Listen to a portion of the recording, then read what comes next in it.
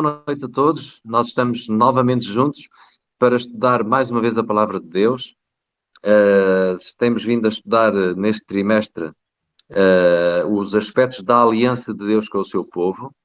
E depois de vermos as alianças iniciais com Adão, depois com Noé, desta vez vamos falar de uma aliança muito especial feita através do patriarca Moisés, e que é a Aliança do Sinai. É uma aliança muito especial, muito particular, que Deus estabeleceu com o seu povo, na continuação exatamente das alianças anteriores. E então, o texto áureo da lição fala-nos daquela passagem em que Deus diz, através de Moisés ao seu povo: vós tendes visto o que fiz aos egípcios, e como vos levei sobre asas de águia, e vos trouxe a mim. E esta é uma mensagem, é uma imagem extremamente, como é que eu ia dizer, bonita, que Deus usa para significar o cuidado que Ele tem com o seu povo escolhido. E nós iremos desenvolver esta ideia, e é interessante repararmos como é que, sabendo Deus que este povo era um povo obstinado, e sabendo já de antemão que a atitude do povo para com a enorme graça que Deus lhes concedia, os livramentos extraordinários, mas apesar de Deus saber já, porque Deus sabe sempre o futuro, mesmo na situação presente, não é? Mesmo assim, Deus acredita no povo, e Deus é uma coisa que nos transcende. Nós pensarmos como é que este Deus, apesar de reconhecer aquilo que iria acontecer mais tarde, mesmo assim Ele faz como se fosse um humano, isto é, acreditando que o povo pode escolher de uma forma diferente. E é muito interessante isto, porque isto ressalta um aspecto particular. É que Deus, pelo amor que nos tem, Ele respeita sempre a nossa vontade. E este é um aspecto-chave em todas as alianças. Deus diz: farás o meu concerto, estabelecerei um concerto contigo, tu vais guardar os meus preceitos, os meus estatutos, e então o povo aceita ou não aceita. Este é um aspecto interessantíssimo em todas as alianças, não é? E particularmente aqui nas alianças com o povo de Israel no Sinai, isto ainda é mais evidente. Nós iremos desenvolver esta ideia. Boa noite também. Eu vou acompanhar essa saudação do Mário. Boa noite. Mas vou acrescentar o bom dia e o boa tarde também. Okay. Tudo por quê? Porque, Mário, como sabes, pois, em função da hora e o local, porque graças a Deus esse nosso programa, Palavras Cruzadas, tem tido uma boa audiência, e muita gente acompanha os estudos das lições mediante este programa, e nós agradecemos essa participação de todos, não é? São todos bem-vindos nessa dinâmica, e por isso que faço essa saudação. Agora eu avanço sim por essa introdução que acabaste de passar, Mário. Muito interessante falar da onisciência de Deus, mesmo sabendo que o povo poderia ser infiel. Ele decide fazer um pacto com esse povo. E por acaso esse ponto também chama uma atenção, Mário. É muito interessante da parte de Deus. Portanto, não é um povo fácil, foi um povo muito difícil. Em parte, Mário, eu não quero justificar, não é? Mas só de lembrar que o povo ficou 400 anos no Egito. Sob a influência do paganismo. Sob a influência do paganismo. Portanto, lá na escravatura, o povo envolveu-se demasiadamente em idolatria, e o povo já não conseguia perceber a linguagem de Deus. Dali talvez a importância, Mário, de lembrar a ação de Deus, não é? Porque Deus vem como essa imagética que é apresentada da parte da lição, em que faz menção que Deus vem a livrar o povo, não é? Como uma águia, não é? De uma maneira poderosa, não é? E lembrando aqui dessa lição, desse animal, a águia, não é? E diz que ela, quando tem ela começa a ensinar o voo para os seus pequenos, seus filhotes, para já que ela primeiro edifica o seu ninho nas alturas. E o filho, os seus filhotes, quando começam a aprender os seus primeiros voos, portanto, ela lança logo o seu filhote, os seus filhotes do alto, Mário. No abismo, são lançados como se fossem no abismo, exatamente. No abismo. E aqui, essa imagética apresentada no livro de Êxodo, enquadra-se perfeitamente o modo como Deus liberta o povo israelita. Deus arranca o povo das mãos do poder da escravidão de Faraó no Egito e lança eles passando pelo Mar Vermelho. Foi uma queda fatal para o povo, mas foi necessário porque Deus precisava disciplinar e preparar o coração do povo. Portanto, é o que acabaste de dizer, Mário, é que Deus, na sua omnisciência, mesmo sabendo do futuro e que o povo poderia ser infiel ou falhar nessa promessa, mas Deus desempenha o seu papel em levar o povo para o deserto e começa a ensiná-los, reeducá-los, para que eles possam aprender e entender a linguagem do amor, porque afinal de contas o povo agora só percebia a linguagem da chibata, do chicote. Exatamente. Exatamente. E se nós percebermos então que durante estas várias gerações, que foram 400 anos, há muitas gerações, não é? Os primeiros habitantes, digamos, do Egito, provavelmente não teriam a influência ainda do paganismo que mais tarde os seus filhos viriam a desenvolver, não é? Até Sim. Porque se tornaram escravos e como escravos, o escravo não tem liberdade para pensar sequer, não é? E no Antigo Egito nós podemos imaginar como seria a vida daquela população toda, não é? E o povo era verdadeiramente escravizado. E sabemos que Deus se vai servir de um milagre especial, que é salvar um homem como Moisés, não é? Que vai ser levado para a corte de Faraó, para ter uma educação especial, uma educação com certeza nas artes militares e tudo isso, para depois ser o líder, não é? Ser o líder da libertação do povo. É claro que ele também teve que fazer, ele estudou em 2 universidades. A primeira foi no Egito, não é?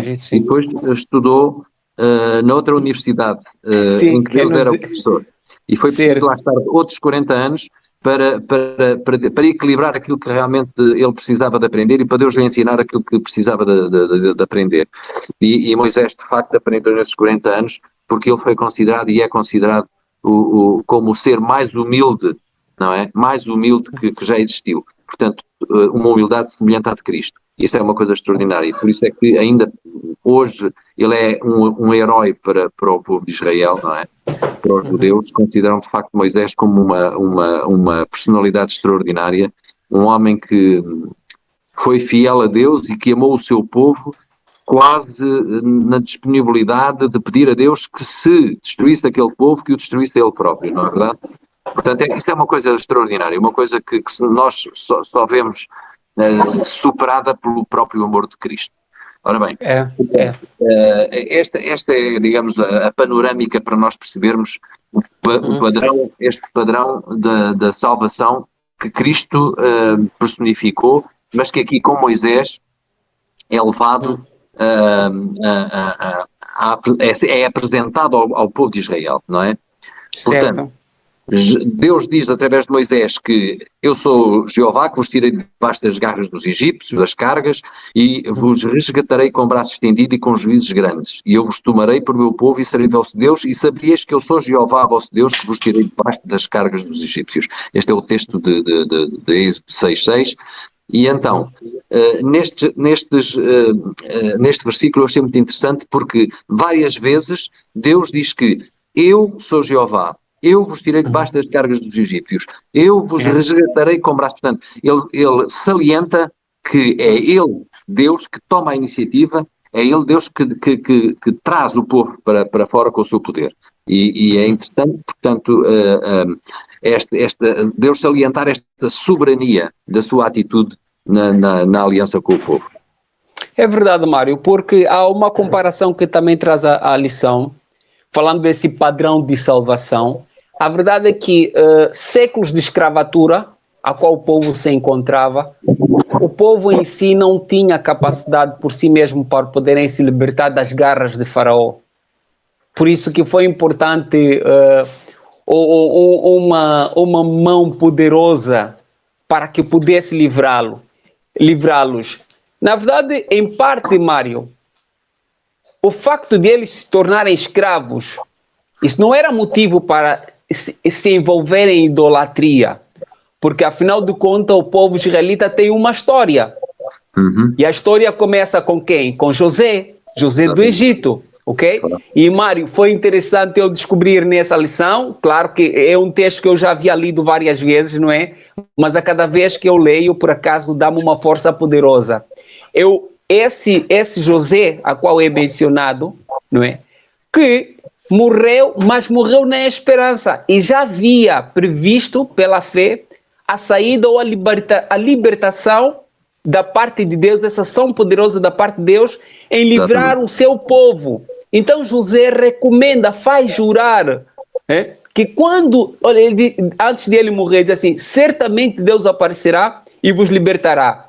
Por isso, quando tiverdes a sair, por favor, carreguem os meus ossos, ok? E quando o povo preparou-se para sair, uma das coisas que eles levaram foram os ossos de José, ok?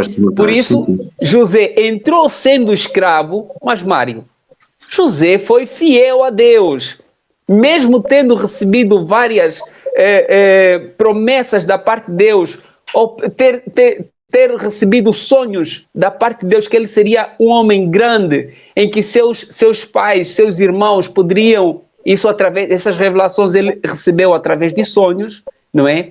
Mesmo tendo recebido essa garantia, essa segurança, essa provisão da parte de Deus, José foi escravo durante muito tempo no Egito. Mas em nenhum momento vimos José a se envolver em idolatria. Portanto, não que a escravatura, embora que o povo tenha passado séculos de escravidão, mas não justifica o facto de se envolverem em idolatria, mas de qualquer forma, Deus aceitou-os e Deus decidiu fazer desse povo uma grande nação, libertando-lhes das garras de Faraó, levando o povo através do Mar Vermelho, em simbologia batizando-lhes com as águas do Mar Vermelho, o povo contemplando as maravilhas da parte de Deus para que, em parte, eles não tivessem dúvidas, porque Deus se manifestou de uma forma muito poderosa que até hoje nós lendo as Escrituras e acompanhando o êxodo, a saída deste povo para a terra prometida, não temos como não se espantar a maneira poderosa com que Deus vinha para poder livrar esse povo. Até os filmes dos dias de hoje retratam a ação de Deus ao abrir o mar, as águas, as paredes de águas não se fecharem quando o povo ia passando. É uma coisa muito poderosa. Portanto, e o padrão, Mário, é conforme disseste muito bem, o padrão da salvação, na verdade é que um escravo não tem como pagar a sua própria dívida ao seu senhor. Então diz que esse aspecto é muito importante. Nesses casos diz que era importante que um resgatador viesse da parte da família para ver se ele trabalhasse do outro lado, fizesse um ajuntamento de um determinado valor para poder pagar o resgate do seu membro, do seu parente. Era o chamado era o parente redentor, o resgatador. É o parente redentor, sim. E isso era parte da cultura do povo hebraico, já. Eles é verdade. Porque era uma tradição, quer dizer, qualquer judeu que caísse por uma infelicidade de dívida que não pudesse ser paga, etc., caísse na escravidão, existia a tradição de que um elemento da sua família, um parente mais ou menos próximo, fosse resgatá-lo, pagasse, digamos, o preço da sua libertação. E aqui Deus vai pagar esse preço.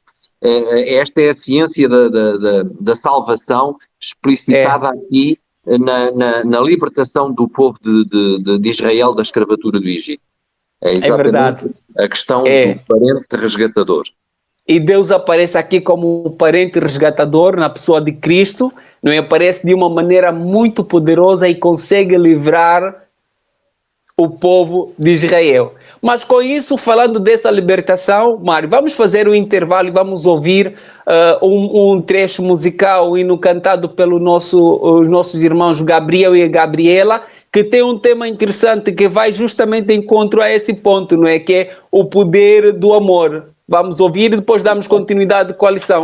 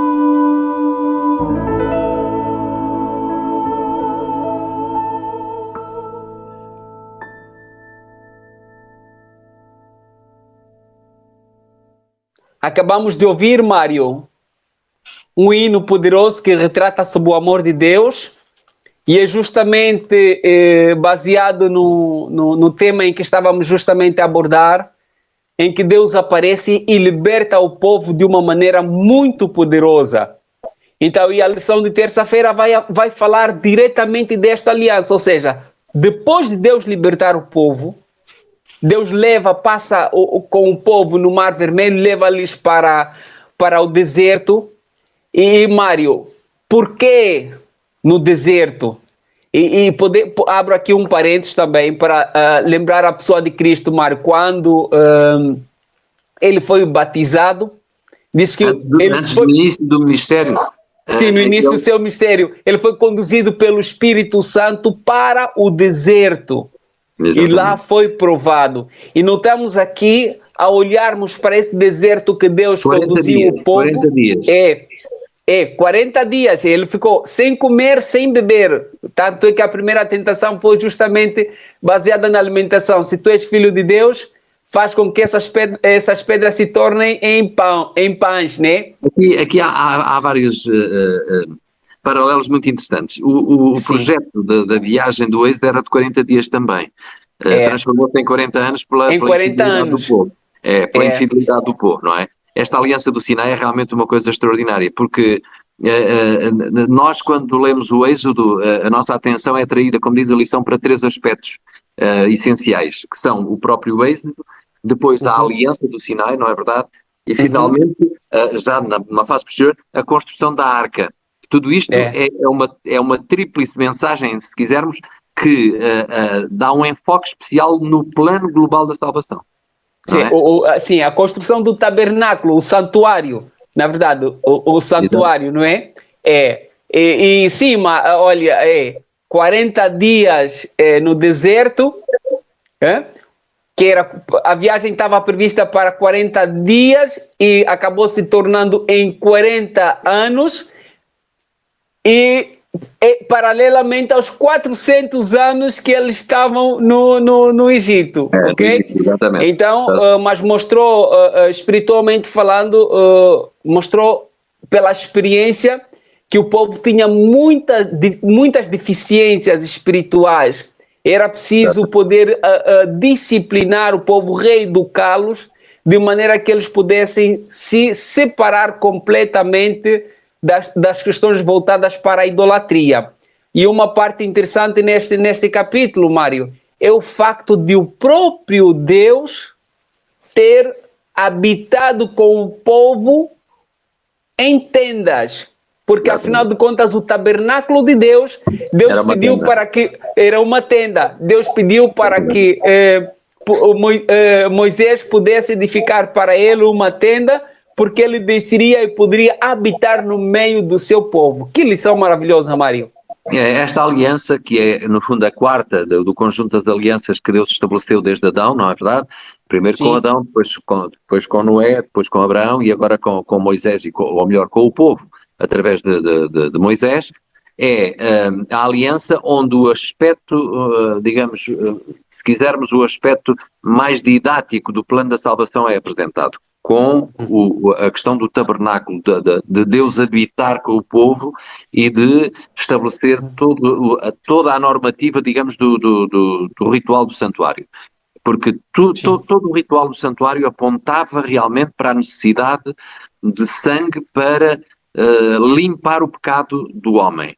Para limpar o pecado, os egípcios, os israelitas teriam que levar, portanto, a oferecer um sacrifício de quê? De um cordeiro inocente, tudo isso apontava para o Cordeiro de Deus que haveria de vir para tirar o pecado do mundo, não é verdade? E esse era um aspecto didático importantíssimo, e nesta aliança também há outro aspecto interessante, é que Deus propõe realmente a realização da aliança, e qual é a resposta de Israel a essa? Tudo o que o Senhor pedir, nós faremos, não é? Nós faremos. E aqui começou um problema que eu penso que terá sido o problema que a lição depois desenvolve, o problema de nós vamos fazer, e como vamos fazer, nós conseguimos alcançar os objetivos. Então, é o foco na ação humana, o foco nas obras, se quisermos, como meio para alcançar o objetivo máximo da salvação, foi, quanto a mim, o aspecto que os israelitas acabaram por desenvolver e que os levou, por esse motivo, a afastarem-se de Deus. Porquê? Porque, mais uma vez, a salvação é uma dádiva, é uma graça, é uma oferta, se quisermos, da parte de Deus, e não pode ser alcançada por obras humanas. E a maior parte do povo não percebeu este aspecto e quis acreditar que, se fizesse aquilo que Deus pedia, conseguiriam obter esta salvação. E esse foi o grande erro do povo de Israel, que aliás se manifestou muito nos fariseus no tempo de Cristo. Eles eram o porta-voz dessa filosofia, não é verdade? Era cumprir todos aqueles rituais para conseguir alcançar a salvação. Tudo isto foi realmente um enorme erro que o povo acabou por construir e que levou, como vimos, à desgraça social que aconteceu, à divisão do povo de Israel, portanto, e a todos os maus exemplos de todos os reis ímpios que se sucederam, quer no reino do norte, quer no reino de Judá, enfim. Tudo isso foi consequências destas opções erradas, filosóficas, se quisermos, de pensarmos que se cumprirmos este ou aquele mandamento, temos como prémio a salvação. Não, a salvação consegue-se pela fé, não é verdade? É uma dádiva, é uma graça que nós adquirimos pela fé. E as obras vêm depois como consequência dessa fé. E as obras só podem ser agradáveis a Deus, só podem ser vistas por Deus e aceitáveis por Deus, se forem consequência dessa relação de fé com Ele. Mário, esse comportamento do povo, em parte, foi adquirido também no Egito, não é? Eles estavam acostumados ali a adorar os deuses de madeira, os deuses de pedra, os deuses da fundição, os deuses do metal e mais deus de alguma coisa, em que eles precisavam fazer alguma coisa para que o seu Deus pudesse realizar qualquer obra que fosse, ok? Mas Deus aqui aparece e prova para o povo, primeiro, que a libertação do povo não foi resultado de qualquer ação advinda dos mesmos, mas foi uma ação unilateral da parte de Deus. Agora, muito embora Deus não obriga as pessoas, esse é um aspecto também muito interessante, em que Deus apela para que as pessoas possam exercitar ou exercer o direito de liberdade. Deus traz a sua palavra, traz a sua mensagem, a sua orientação, e a orientação foi importante esse ponto que disseste, Mário, que na verdade a salvação era pela fé. Por que era pela fé?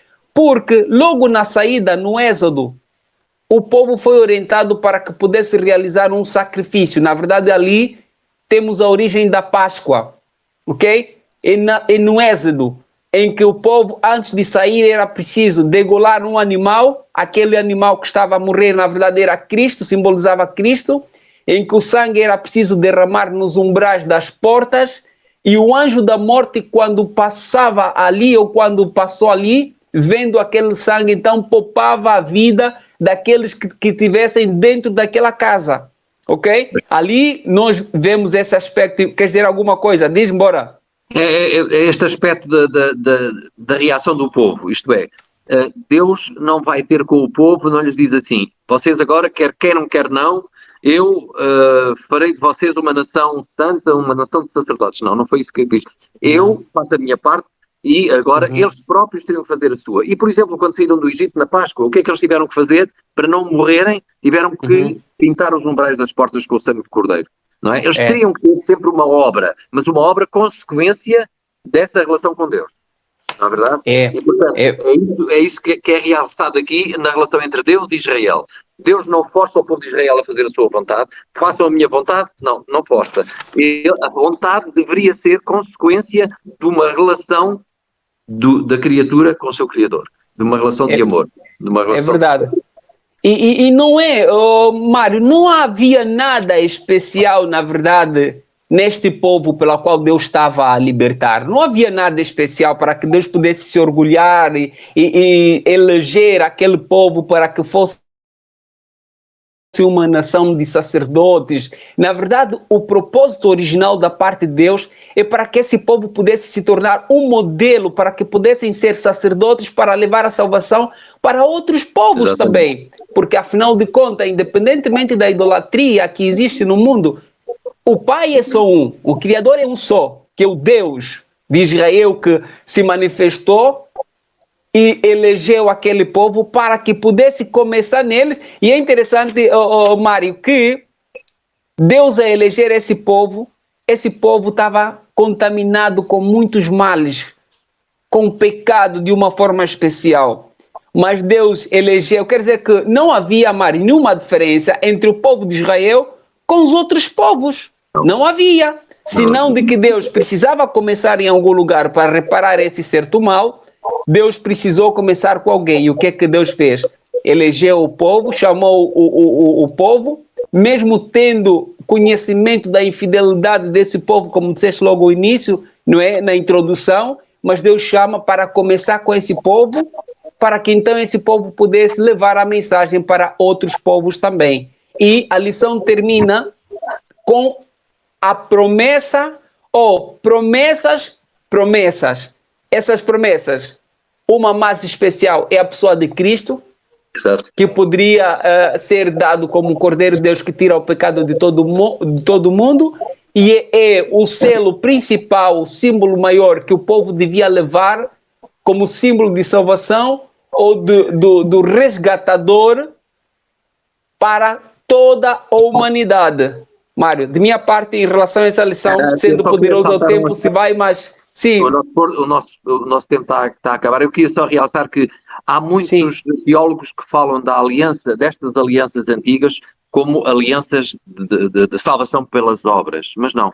Estas são alianças da graça de Deus, são alianças de graça, porque por não terem sido entendidas assim e por terem sido mal interpretadas pelo povo de Israel, é que se tornaram, a sua obediência de facto não foi baseada na fé, foi uma obediência baseada nas obras. Eles intuíram para si que cumprindo os preceitos, teriam automaticamente acesso à salvação. E isso foi o erro crasso que os levou a afastarem-se de Deus. Pois bem. Completamente. Então, em princípio, a nossa lição termina por aqui.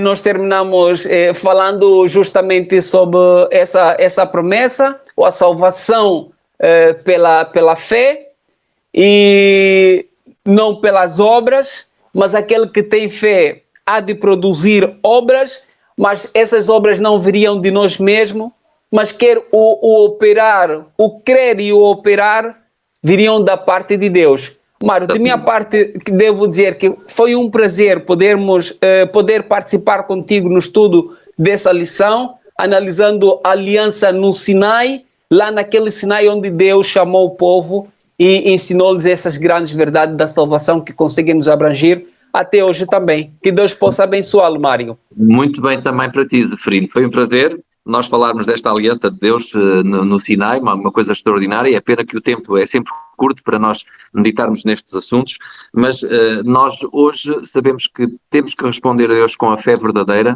no sentido de que é essa fé que nos pode aproximar dele e que nos pode dar a sua graça e a salvação pela graça. É isso que nós dizemos para todos os que nos estão a ouvir também. Ok, obrigado, Mário. Pronto, tudo de bom. Muito bem.